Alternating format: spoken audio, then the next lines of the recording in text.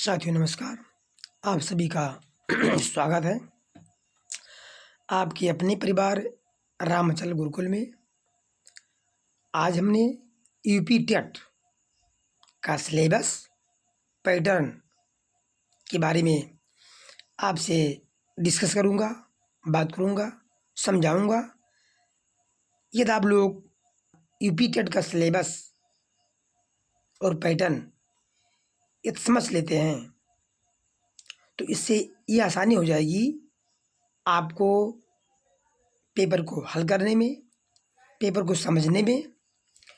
और यदि syllabus UP TET का समझ में आ जाता है कि हमको क्या क्या पढ़ना है, क्या क्या पढ़ना है, तो इससे एक अच्छा गेस मिल जाता है। हमको ज़्यादा पढ़ने की आवश्यकता नहीं पड़ती है। कभी कभी ऐसा होता है कि जिनको सिलेबस पता ही नहीं होता है वो ज़्यादा एक्स्ट्रा मेन कर देते हैं, उसको कोई मतलब नहीं है। ध्यान से सिलेबस को समझिए, यानी सिलेबस को ध्यान से समझ लीजिए और अपने एक नोट पर, अपने एक कॉपी पर, यानी इसको नोटबुक पर साफ साफ सिलेबस नोट कर लीजिए। अब यूपी टेट में देखिए हिंदी आता है, हिंदी 30 नंबर का, और सीडीपी यानी चाइल्ड डेवलपमेंट पेडागोजी, ये भी 30 नंबर का आता है। उसके बाद इंग्लिश कितने का आता है? 30 नंबर का। और हिंदी हो गया, इंग्लिश हो गया, सीडीपी हो गया। बाकी बचा मैथ यानी गणित। गणित कितने का आता है? 30 नंबर का। और ईवीएस, ये 5 सब्जेक्ट हैं। आप ईवीएस में, गणित में, हिंदी में, इंग्लिश में, सीडीपी में कौन कौन चैप्टर हैं और कैसे पढ़ना है, इसको आप लोग ध्यान से समझ लीजिए। इससे आप लोगों को ज़्यादा सहायता मिलेगी पेपर को हल करने में और समझने में। तो ये सिलेबस पैटर्न आपको मालूम है तो समझिए आधा रास्ता आपका तय हो चुका है। जैसे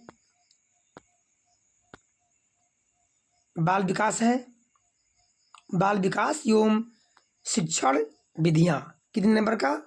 ये आता 30 नंबर का। सीडीपी पेपर फर्स्ट में भी, पेपर सेकंड में भी। तो मैं आप लोगों को बता रहा हूँ वो पेपर फर्स्ट है, पेपर फर्स्ट है, ठीक।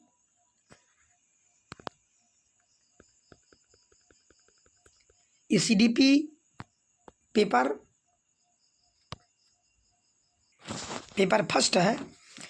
अब देखिए बाल विकास में पहला है बाल विकास का अर्थ, आवश्यकता तथा क्षेत्र, बाल विकास की अवस्थाएं, शारीरिक विकास, मानसिक विकास, संवेगात्मक विकास, भाषा विकास, अभिव्यक्ति क्षमता का विकास,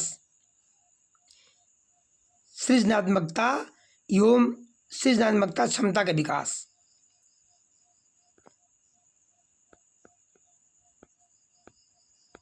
समझ रहे हैं? अगला पॉइंट है बाल विकास के आधार एवं उनको प्रभावित करने वाले कारक, वंशानुक्रम, वातावरण यानी पारिवारिक, सामाजिक, विद्यालयीय, संचार माध्यम, ये बाल विकास में आता है।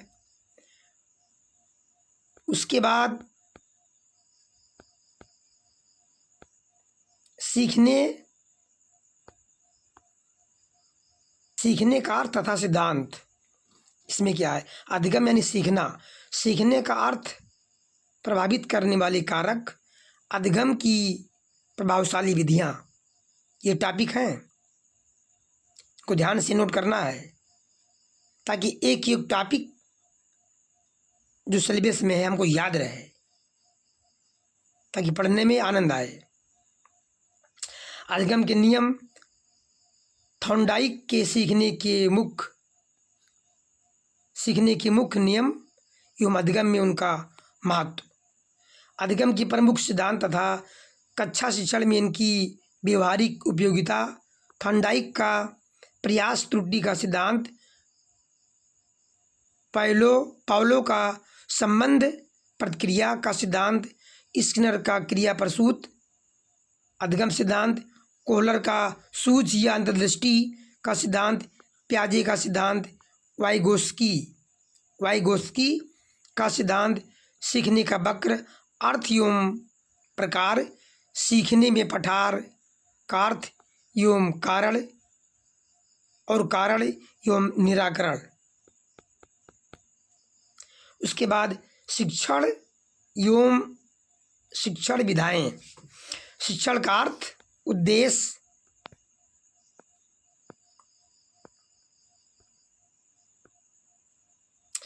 संप्रेषण, शिक्षण के सिद्धांत, शिक्षण के सूत्र, शिक्षण प्रविधियां, शिक्षण की नवीन विधाएं, उपागम, सूक्ष्म शिक्षण एवं शिक्षण के आधारभूत कौशल।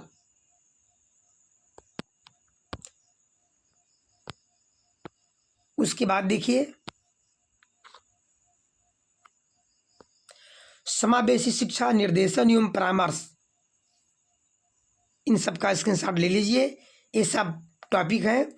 शैक्षिक समावेशन से अभिप्राय, पहचान, प्रकार, निराकरण यथा अपवंचित वर्ग, भाषा, धर्म, जाति, क्षेत्र, वर्ण, लिंग, शारीरिक दक्षता, दृष्टिबाधित, श्रवणबाधित, युवाक, अस्थिबाधित, मानसिक दक्षता। समावेशन के लिए आवश्यक उपकरण, सामग्री, विधियां, टीएलएम एवं अभिवृत्तियां। समावेशी बच्चों का अधिगम जांचने हेतु आवश्यक टूल्स एवं तकनीकी। समावेशित बच्चों के लिए विशेष शिक्षण विधियां यथा ब्रेल लिपि आदि। समावेशी बच्चों हेतु निर्देशन एवं परामर्श, अर्थ, उद्देश्य, प्रकार, विधियां, आवश्यकता एवं क्षेत्र, परामर्श में सहयोग देने वाले विभाग, संस्थाएं। मनोविज्ञान शाला उत्तर प्रदेश, प्रयागराज मंडलीय मनोविज्ञान केंद्र मंडल स्तर पर, जिला चिकित्सालय,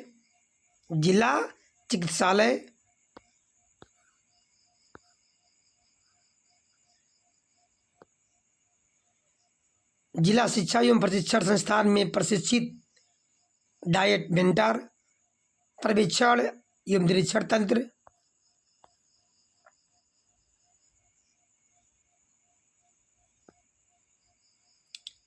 समुदाय एवं विद्यालय की सहयोग समितियां, सरकारी एवं गैर सरकारी संगठन।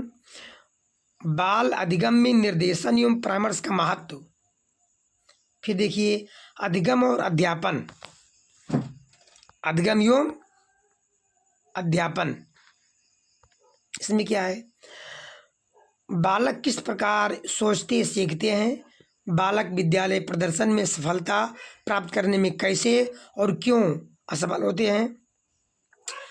होते हैं। अधिगम एवं अध्यापन की बुनियादी प्रक्रियाएं, बालकों की अधिगम कार्यनीतियां, सामाजिक क्रियाकलाप के रूप में अधिगम एवं अधिगम सामाजिक संदर्भ, एक समस्या समाधानकर्ता और एक वैज्ञानिक अन्वेषण के रूप में बालकों में अधिगम की वैकल्पिक संकल्पना, अधिगम प्रक्रिया में महत्वपूर्ण चरणों के रूप में बालक की त्रुटियों को समझना, बोध एवं संवेदनाएं, प्रेरणा और अधिगम में योगदान देने वाले कारक, निजी एवं पर्यावरणीय। ये हो गया सीडीपी का।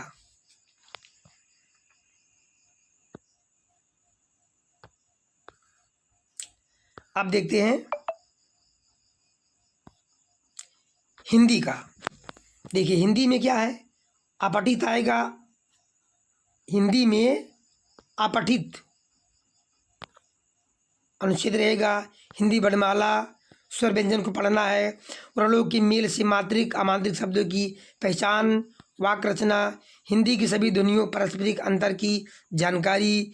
विशेष रूप से ये सा जो होता है, तीनों सा, मूर्धन्य सा कौन होता है, दंती सा, तालबी सा, ये सब पढ़ना है।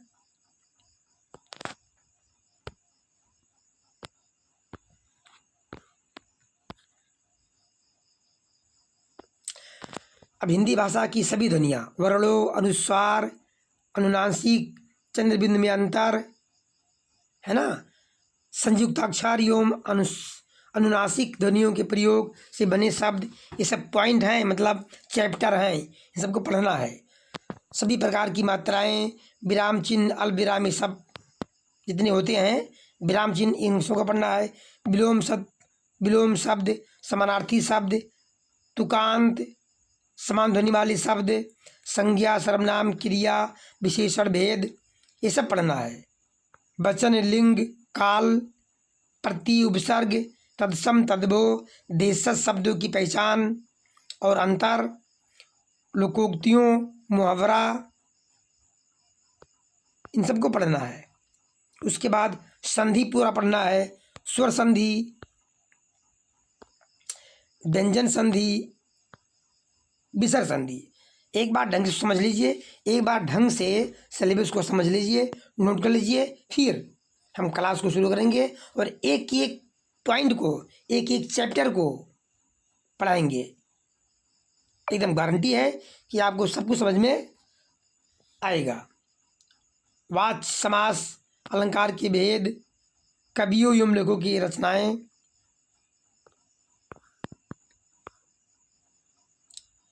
उसके बाद देखिए क्या है, भाषा विकास का अध्यापन यानी पेडागोजी। भाषा विकास और अध्यापन हम कैसे पढ़ाएंगे हिंदी को, अधिगम एवं अर्जन, ये सब पॉइंट है, मतलब चैप्टर। भाषा अध्यापन के सिद्धांत, सुनने और बोलने की भूमिका, भाषा का कार्य, बालक इसे किस प्रकार उपकरण के रूप में प्रयोग करते हैं, मौखिक एवं और लिखित रूप से विचारों के संप्रेषण के लिए किसी भाषा के अधिगम में व्याकरण की भूमिका पर निर्णायक संदर्श, एक भिन्न भाषा में, एक भिन्न कक्षा में भाषा पढ़ाने की चुनौतियाँ, भाषा की कठिनाइयाँ, त्रुटियाँ और विकार, भाषा कौशल, भाषा बोधगम्यता और प्रवृत्ता का मूल्यांकन करना, बोलना, सुनना, पढ़ना और लिखना। अध्यापन में क्या है, अधिगम सामग्रियाँ, पाठ्यपुस्तक, मल्टी मीडिया सामग्री, कक्षा, बहुभाषाई संसाधन, उपचारात्मक अध्यापन। हिंदी का हो गया। अब देखिए इंग्लिश में क्या है, इंग्लिश में है हिंदी भी 30 नंबर का, इंग्लिश भी 30 नंबर का, सब 30 नंबर का। टोटल पूर्णांक कितना रहता है, 150 का। पाँचों मिला करके कितना रहता है, 150 का रहेगा।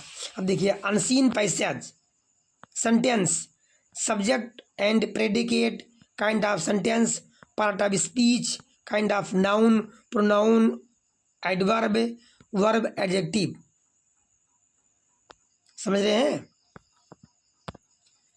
ये सब है चैप्टर।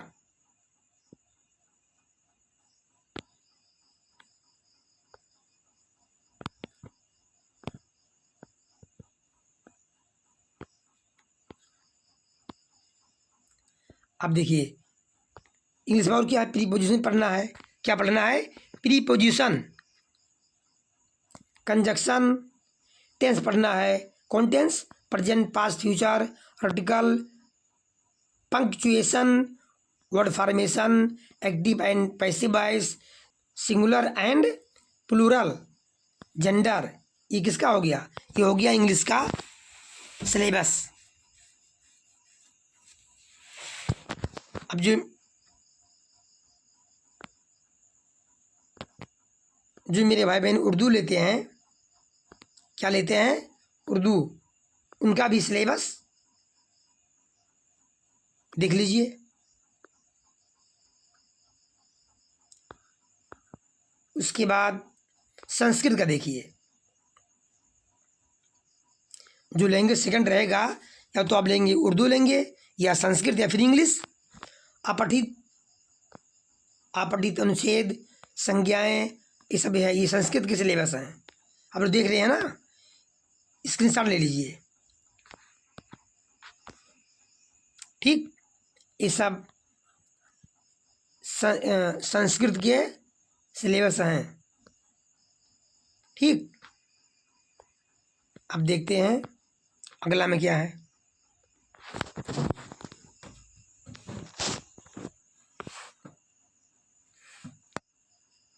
ये सब संस्कृत के सिलेबस हैं, इसको आप देख लीजिए, नोट कर लीजिए। हिंदी के जैसा लगभग है, और जो जो चैप्टर हिंदी में मिलते हैं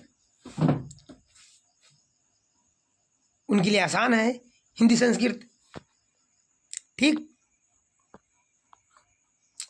अब देखते हैं मैथ का। मैथ का भी रहता है 30 नंबर का ही है। कितने का? अब देखिए भैया, सिलेबस को एक कापी में नोट कर लीजिए, Hindi, English, math, CDP, EBS, ताकि हमको सिलेबस का चैप्टर याद रहे, यहाँ तक याद हो जाए।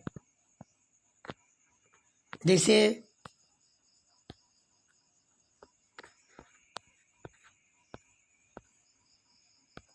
देखिए क्या है, संख्याएं एवं संख्याओं का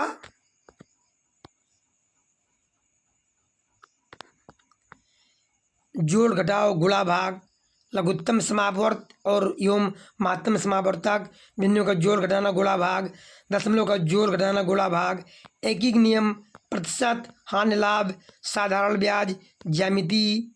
ठीक, इसमें क्या है, आकृतियाँ, पृष्ठ, कोण, त्रिभुज, अंता, सब पढ़ाएंगे हम। इन सबको आप लोग ध्यान से नोट कर लीजिए और समझ लीजिए।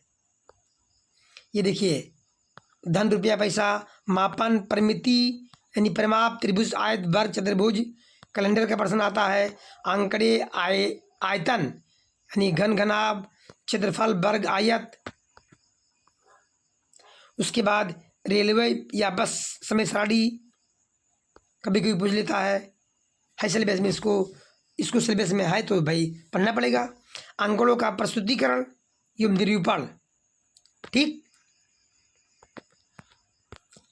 अब देखते हैं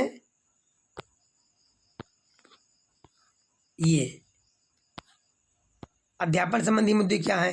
गणित में जो पेडागोजी आता है, गणितीय यानी तार्किक चिंतन की प्रकृति, बालक के चिंतन एवं तर्क शक्ति पैटर्न तथा अर्थ निकालने एवं अधिगम की कार्य नीतियों को समझना।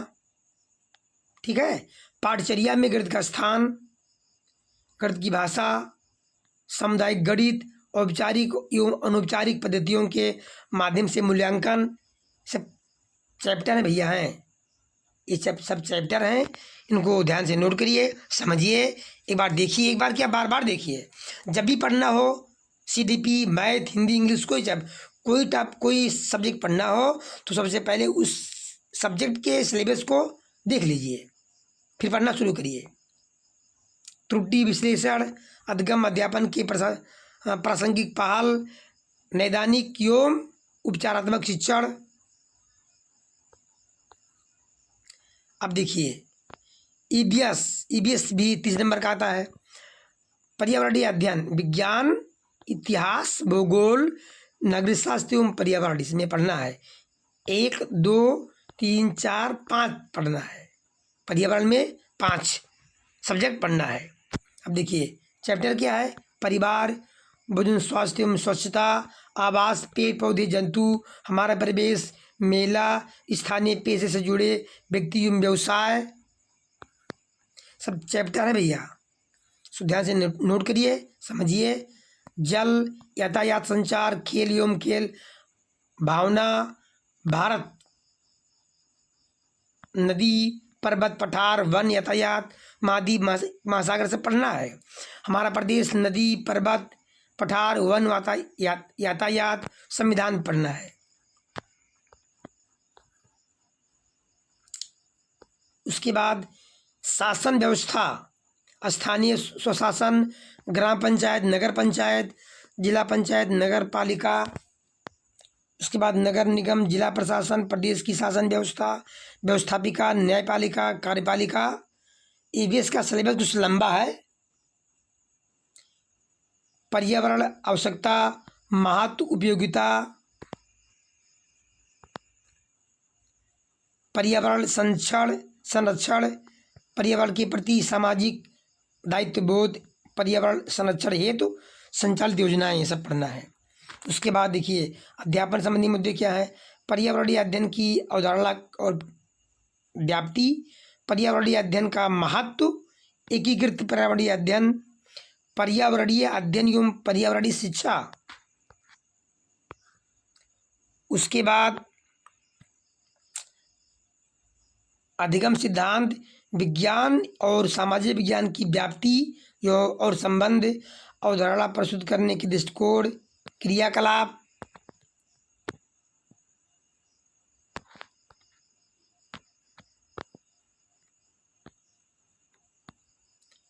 उसके बाद ये प्रयोग, व्यवहारिक कार्य, चर्चा, सतत व्यापक मूल्यांकन, शिक्षण एवं शिक्षण सामग्री, उपकरण, समस्याएं। इतना पेपर फर्स्ट में है। तो मुझे उम्मीद है कि आप लोगों को ये पूरा वीडियो अच्छा लगा होगा, क्योंकि भाई जिसको सिलेबस याद है, समझिए उसकी आधी तैयारी पूरी है। उसके दिमाग में चलता रहेगा कि मेरा सिलेबस यही है, इसको मुझको पढ़ना है। तो अब हम नेक्स्ट वीडियो में पेपर यूपी टेट पेपर 2 का सिलेबस लेकर आऊँगा और आप लोगों के साथ, आप लोगों के समक्ष साथ डिस्कस करूँगा, बताऊँगा क्या क्या करना है, क्या पढ़ना है। तो आप सभी से निवेदन है, रिक्वेस्ट है कि वीडियो पूरा देखिए और लाइक, शेयर, कमेंट अवश्य करिए। यदि आप लोग इस चैनल पर नए हैं तो चैनल को सब्सक्राइब अवश्य कर लीजिए। फिर मिलते हैं हम अगले वीडियो में। तब तक के लिए जय हिंद, राधे राधे। आप सभी का दिन शुभ हो।